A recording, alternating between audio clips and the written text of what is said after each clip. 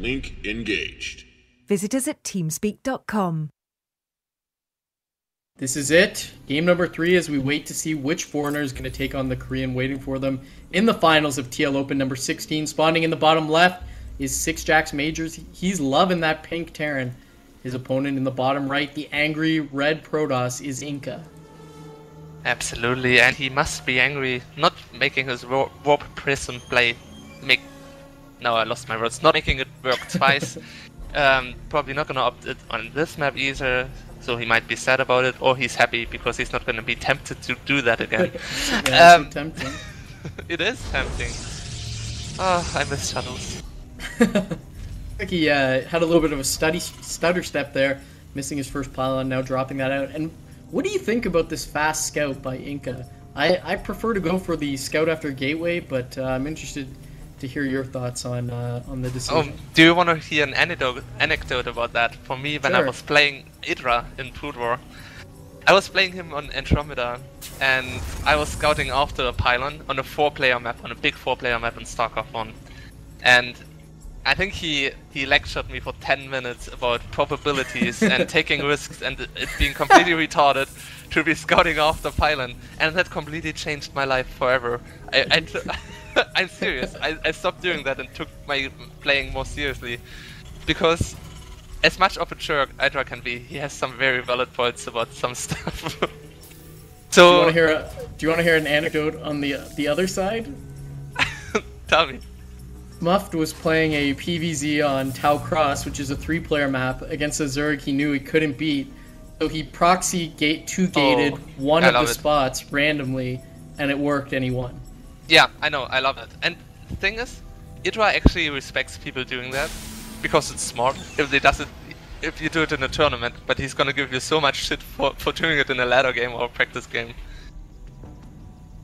Alright, so we've got the first Marine in production here for sixjax.MajOr. He's got his refinery up. Let's see if he goes for the Reaper build, which is very strong here on Teldream Altar. He's going for that Tech Lab add-on. It's definitely a possibility. iNkA's probe gonna sneak by. No, now decides to go back. Ooh, I think he could have got in there, but gonna save it for another day. Not gonna lose that. SCV from sixjax.MajOr gonna make it into the main base of iNkA. Gonna spot the second assimilator. Actually, is he going to scout that, or is he going to turn away? Let's see. Okay, nah, he shouldn't be scouting it. That would be crazy ridiculous. If he turned it away. And Major going for the Reaper, and that is always nice if you see Protoss going for 2 gas, because Protoss does have a lot of different options when doing that. And Major has gained control of that southern Zelnaga watchtower with the Marine Reaper going to come out, and it's going to be the Reaper expansion here. Reaper just about to come out, the expansion going to go up, and with that SCV in the main base of iNkA still, he's well aware of what's going on in there. He sees the double assimilator, he sees the Zealot first, which is a little bit of a strange decision here, getting Zealot first against Terran. Well, I think most Koreans used to do it, and most players were doing it for a long time. But on a big map as Alderaan, I agree, getting the Zealot is completely unnecessary. It's kinda, people are still being afraid of the early 2 Marauder, 1 Marine aggression, I guess, but obviously that is not gonna be working out here. Got the Reaper just kinda dancing, chilling out with his jetpacks on at the 6 o'clock. He's gonna wait for the time when he thinks the tech is up, and then he'll jump that Reaper into the main base of iNkA. Absolutely. Bunker being thrown down by Major. Everything is pretty normal and safe, but there are 4 warp gates coming up for iNkA now. Not playing the 1 gas completely brute force of just Zealots and Stalker force, but he's gonna be going for a heavy sentry build. It kind of comes down to how fast can iNkA deny scouting now. He should be sending out a Stalker actually to take out the Reaper, take out the Watchtower, so Terran is not going to be warned too early. Here's the problem, is that iNkA is actually moving out with his army at the exact same time that sixjax.MajOr is moving in with that Reaper, and that Reaper is going to get into the main base and going to be able to see everything. There's nothing here to greet the Reaper. He's going to fly in and see the 4 gates, but the proxy pylon is already up for iNkA. Major has a few split seconds to react before this attack comes. He only scouted 3 of the warp gates, but I think he can imagine what's going on anyways, because there's no nexus, and the warp gate tag was finished just now. Throwing down a second bunker. I just hope he's not being fooled thinking it's only 3 gates. Yeah, and Turgo's one force field trying to isolate the units, but not the best force field, and he's going to be denied. He's now shown his hand, and I did not like that attack from iNkA. He should have waited for one more warp in and then gone to do the deed, but I think he's just getting nervous that this second bunker is going up pretty quickly. Absolutely, and Stimpack is finished, which is going to make defending so much easier, but still there are not that many units out there, and the second bunker is not finished yet.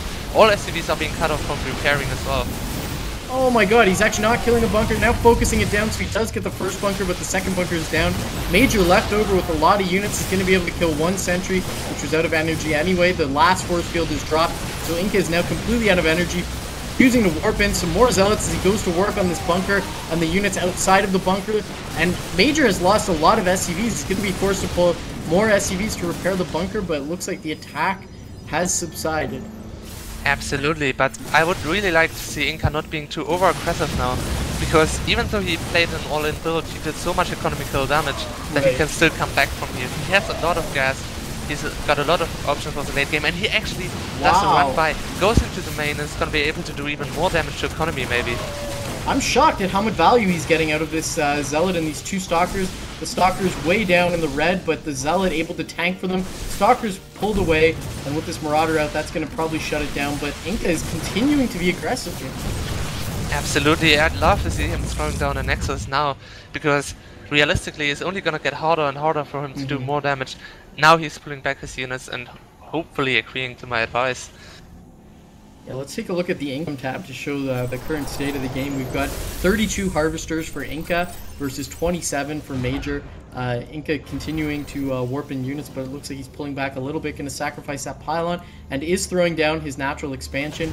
The income tab, of course, is going to favor sixjax.MajOr, as he's got the benefit of the mules, and looks like he had some energy built up, as he had 4 mining mules, now down to 2. He's now trying to bolster his infrastructure here, his unit producing structures, going up to 5 barracks, so choosing kind of the strong arm style of Terran. Not going to get fancy with quick medevacs, he's just going to make a lot of units to give him a strong mid game. Absolutely. Major's still not having concussive shouts, by the way. Let's hope he's not going to forget that in the process, because usually you try to get it pretty early on, and if something like that happens, sometimes you forget and don't have it for all game long. I can speak out of experience for that.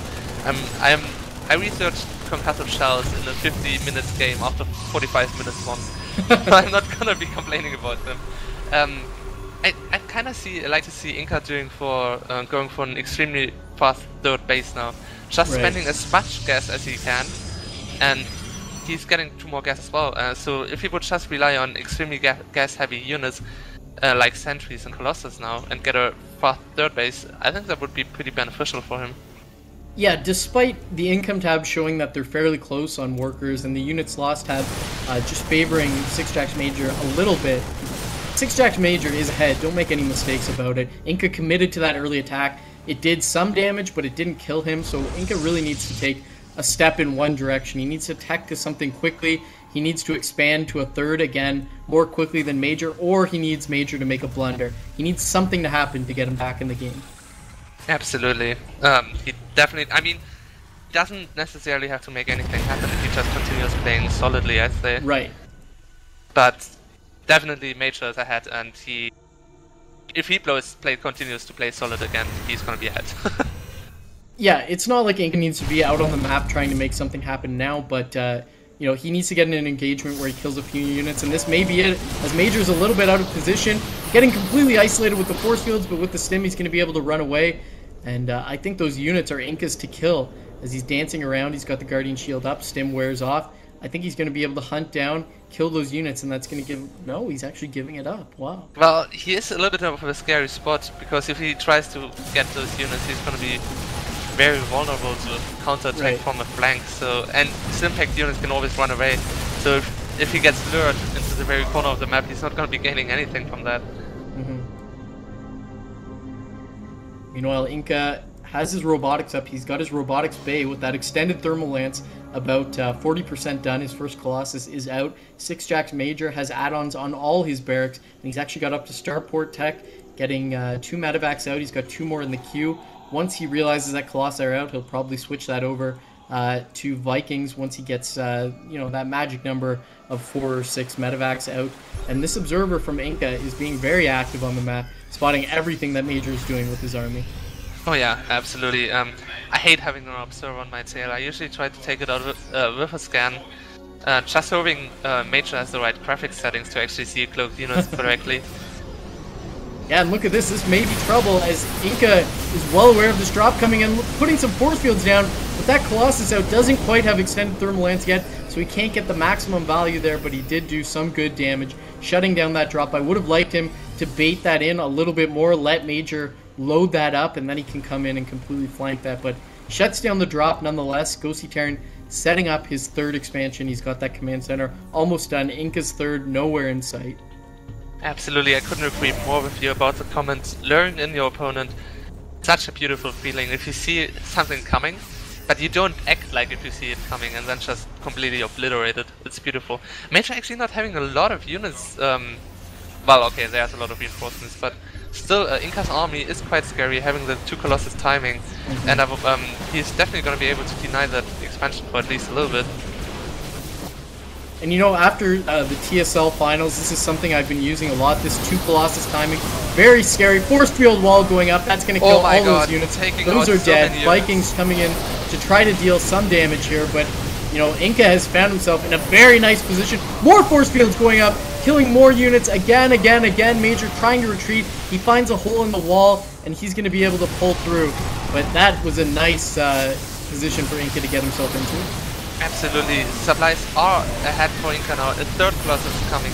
It might be difficult for Major to stay alive at that point. There are more and more units being reinforced. There's the proxy pelling and the watchtower. Even SCVs being pulled. Once again, taking out a lot of economy.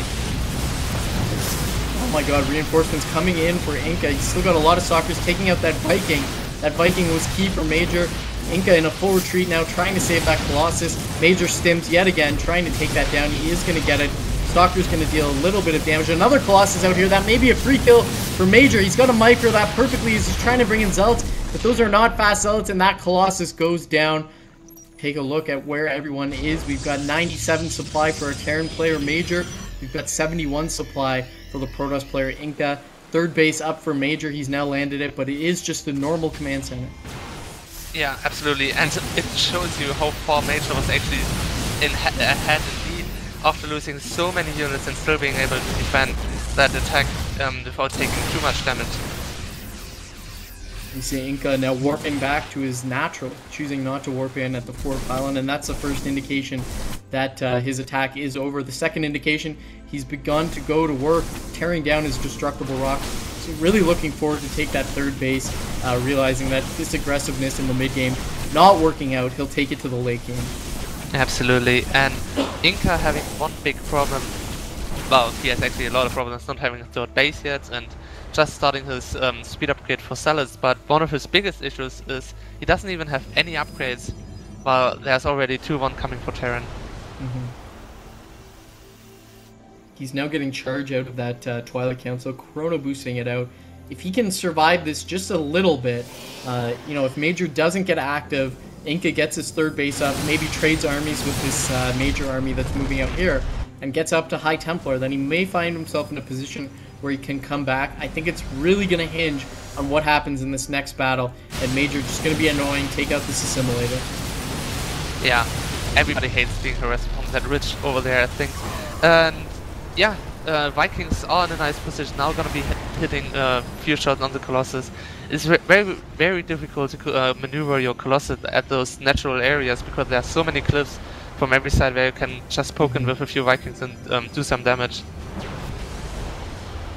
Yeah, that being said, there are a lot of opportunities for Colossus harassment. Unfortunately, that timing is a little bit over. Major being annoying with some Marauder drops, trying not to get flanker. He actually drops a scan so that he's completely aware of what iNkA is doing. And iNkA is committing to this, trying to move forward with his largely Zealot Colossus army. But those are just getting sniped so quickly by the Vikings. And now he's left with basically charge lots, which are going to move in, try to flank. and isolate these Marauders, but those are going to be able to pull back and kite all day, and this does not look good for iNkA. Absolutely not. 4 Marauders still killing probes as well. The army getting obliterated slowly. So many value racks dealing so much damage, and he forced a GG. Wow.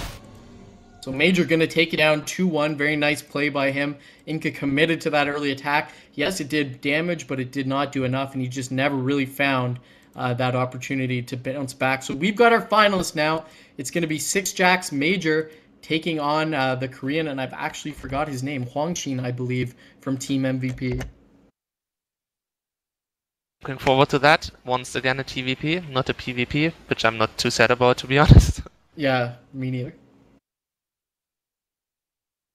TVP's shown us a lot of dynamic builds, a lot of dynamic play.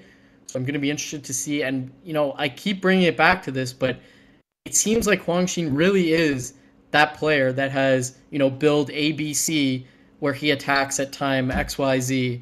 And if that doesn't work, he falls apart. However, those timings are sickly strong. So do you think Major is the kind of player who's going to be able to identify this, defend it, and, you know, really punish Hwangshin for it? I don't know. Even though Major is a really strong player, I don't want to insult him, but he's sometimes a little bit too stubborn about his builds and not extremely adaptive, I think. So if he doesn't arrange his playstyle and plays together and not against the playstyle of his Protoss opponent, he's gonna be in trouble. Yeah, I've got to agree. And game number 1 is going to be on Xel'Naga Caverns, and I feel like there's no real fast expansion opportunities here for either Protoss or Terran. And I really feel like that's going to make the kind of timings you build up set to break the Terran expansion. That's going to make those a little bit stronger as opposed to a map like Teldream Altar where the timings are a little bit easier to defend. So I'm going to be nervous for Major here going into game number 1. Xel'Naga's a map which makes me nervous in every matchup, to be honest. I like the map a lot. It just has so many opportunities, and so many things can happen. That being said, you know, Teal Open is the tournament of upsets, the tournament of tears, if you will. So if anyone can do it, I'm going to be hoping that Major is the guy to show the foreigner bounce back after some MLG dominance. Yeah, I like that name. We should make it an official nickname of Teal Open. I just did, Tealo. Yeah, the tournament of tears, where souls and hopes are being crushed. Well, not only that, you know, you play for 5 hours to finish, you know, tied for 5th and get $0. It's just such a grind, but it's so fun to watch all those streams all afternoon. I know, and it's a really good tournament, and well done. Like, I know it's by Team Liquid, so obviously I like it a lot, but realistically, and objectively, the tournament organization is so much better because it takes so little effort for a player to play in it. You don't have to really report games. I mean, you do have to report it, but it's so easily done. Rich just did a really great job of creating the tournament system and that everything runs smooth. Yeah, Rich is amazing. The one problem with the TL Open, which happened earlier this morning in IRC, somebody upset because he was not given a regame when his SCV stopped building automatically because of a glitch. Upon replay review, he just told it to stop. So, yeah. Well, shout out to that guy. That is not really an issue. I mean, yeah, I guess. But that's not. I'm being sarcastic. Alright. He was pissed. Okay, I can anyway. imagine. I think we're set up for the finals here. It's going to be on Xel'Naga Caverns, $100 on the line. TLO is ready, so we're going to be moving into the finals, game number 1, right after this.